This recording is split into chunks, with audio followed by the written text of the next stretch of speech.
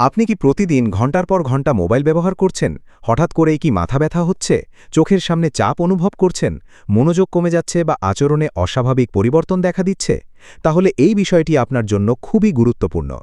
আজ আমরা এমন একটি বাস্তব ঘটনা নিয়ে কথা বলবো, যেখানে মাত্র ১৬ বছর বয়সী একটি ছেলে অতিরিক্ত মোবাইল ব্যবহারের কারণে এমন কিছু সমস্যার সম্মুখীন হয়েছিল, যা দেখে তার পরিবার ভেবেছিল তার ব্রেইনে গুরুতর কোনো রোগ হয়েছে। মাথা ব্যথা, অস্বাভাবিক আচরণ এবং ঘুমের সমস্যা, এই লক্ষণগুলো তাকে ডাক্তারের কাছে নিয়ে যেতে বাধ্য করে।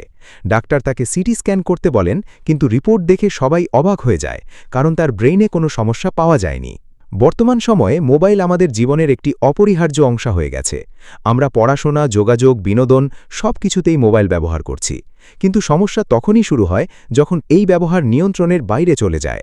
দীর্ঘ সময় ধরে মোবাইল ব্যবহারের ফলে আমাদের ব্রেইনের স্বাভাবিক কার্যক্রমে প্রভাব পড়তে পারে।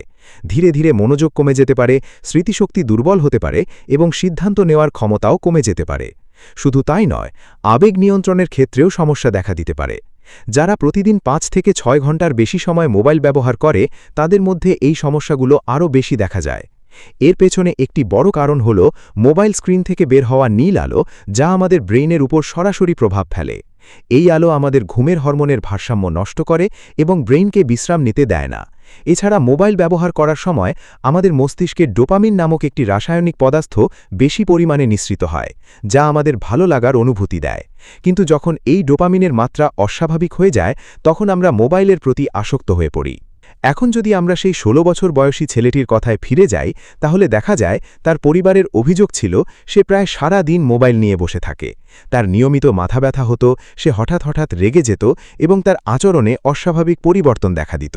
সে ঠিকভাবে ঘুমাতো না এবং পরিবারের সাথে সময় কাটানো কমিয়ে দিয়েছিল। এইসব লক্ষণ দেখে তার পরিবার ভয় পেয়ে যায় এবং মনে করে তার হয়তো ব্রেইনে কোনো সমস্যা হয়েছে।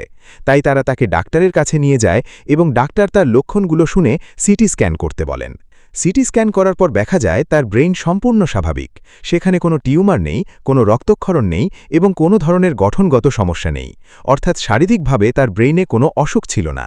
কিন্তু যখন ডাক্তার বিস্তারিতভাবে তার জীবনযাত্রা সম্পর্কে জানতে চান, তখন বের হয়ে আসে আসল কারণ। ছেলেটি প্রতিদিন ৮ থেকে ১০ ঘন্টা মোবাইল ব্যবহার করত। বিশেষ করে গেম খেলা, সোশ্যাল মিডিয়া ব্যবহার করা এবং ভিডিও দেখা, এসবের মধ্যে সে পুরোপুরি ডুবেছিল। এর ফলে তার ব্রেইন সবসময় অতিরিক্ত চাপের মধ্যে থাকত এবং এই কারণেই তার মধ্যে এই ধরনের সমস্যা দেখা দিয়েছিল। অতিরিক্ত মোবাইল ব্যবহারের কিছু সাধারণ লক্ষণ রয়েছে, যা আমরা অনেক সময় অবহেলা করি। যেমন নিয়মিত মাথা ব্যথা হওয়া, চোখে চাপ বা জ্বালাপোড়া অনুভব করা, ঘাড়ে ব্যথা হওয়া এবং ঘুমের সমস্যা। এর পাশাপাশি মানসিক দিক থেকেও কিছু পরিবর্তন দেখা যায়, যেমন মনোযোগ কমে যাওয়া, অল্পতেই রেগে যাওয়া, উদ্বেগ বেড়ে যাওয়া এবং একা থাকতে ভালো লাগা।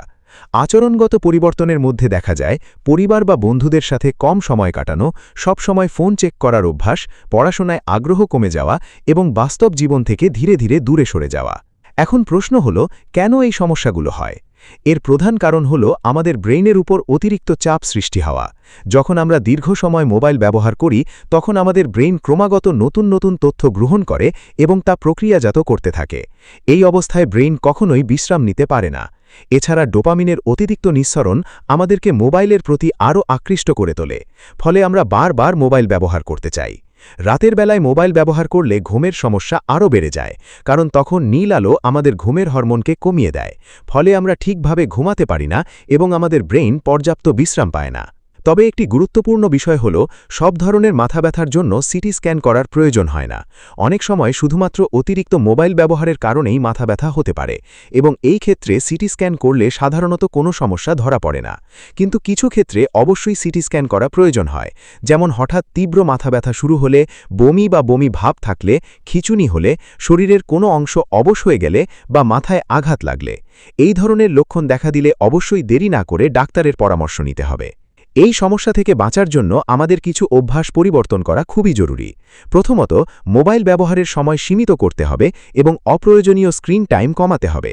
দ্বিতীয়ত, নির্দিষ্ট সময় পরপর চোখ এবং ব্রেইনকে বিশ্রাম দিতে হবে। রাতে ঘুমানোর অন্তত ১ ঘন্টা আগে মোবাইল ব্যবহার বন্ধ করা উচিত।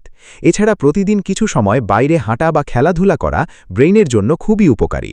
পরিবার এবং বন্ধুদের সাথে সময় কাটানো মানসিক স্বাস্থ্যের জন্য অত্যন্ত গুরুত্বপূর্ণ। সবশেষে বলা যায়, মোবাইল আমাদের জীবনের একটি গুরুত্বপূর্ণ অংশ হলেও এর অতিরিক্ত ব্যবহার আমাদের জন্য ক্ষতিকর হতে পারে। তাই আমাদের উচিত সচেতন হওয়া এবং মোবাইল ব্যবহারে সংযম আনা। মনে রাখবেন, আপনার ব্রেইন আপনার সবচেয়ে মূল্যবান সম্পদ।